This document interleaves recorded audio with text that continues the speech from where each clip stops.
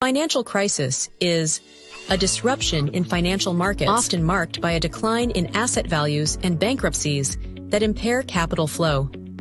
Crises come in various forms, like currency, banking, and corporate debt crises, with warning signs such as soaring asset values, high-risk behavior, and regulatory lapses. Join us 66 as we learn how to build a more resilient financial future. Let's take a trip back in time to review. One of the oldest examples of historical financial crises, and the worst crisis, is the Great Depression.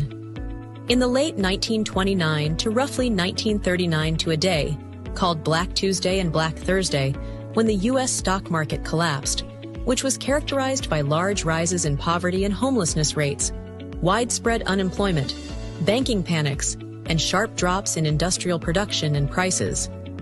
Of course now, after what happened, you're wondering, what is the reasons for that?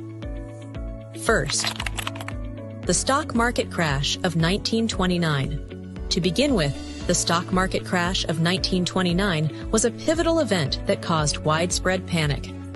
This crash led individuals and businesses to lose confidence in the economy, prompting them to cut back on investments and spending.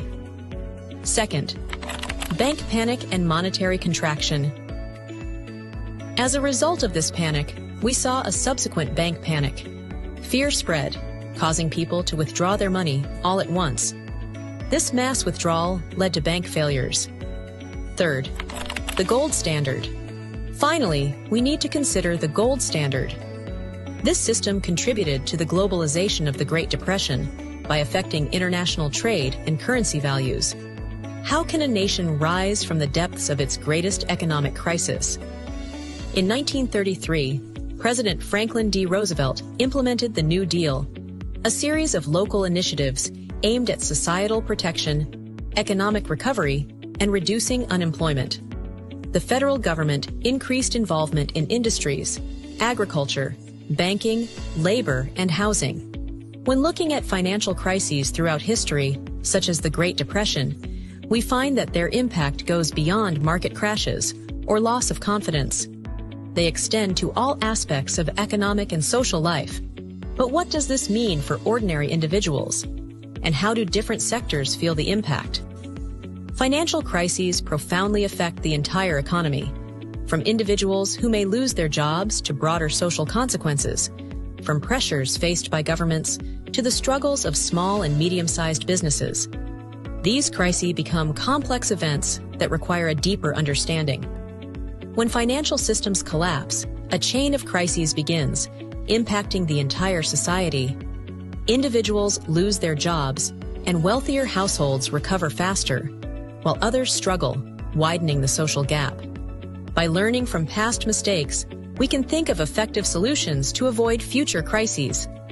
For example, some solutions governments took after a financial crisis to support banks include providing new capital, asset relief schemes, and guarantees on bank debt insurance. Fiscal policy and financial system improvement are also essential when it comes to sustainable growth after such a crisis. Enhancing the effectiveness and scope of financial supervision and regulation can reduce the cyclicality of financial systems. And that brings us to the end of this video. Financial crises expose weaknesses in our economic systems, but each one also gives us a chance to learn, refine, and strengthen. As we move forward, it's about more than just recovery.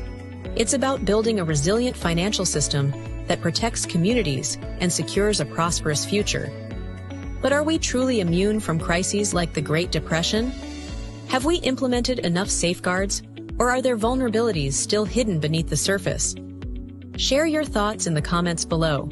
Let's explore together how we can shape a stable and thriving economy.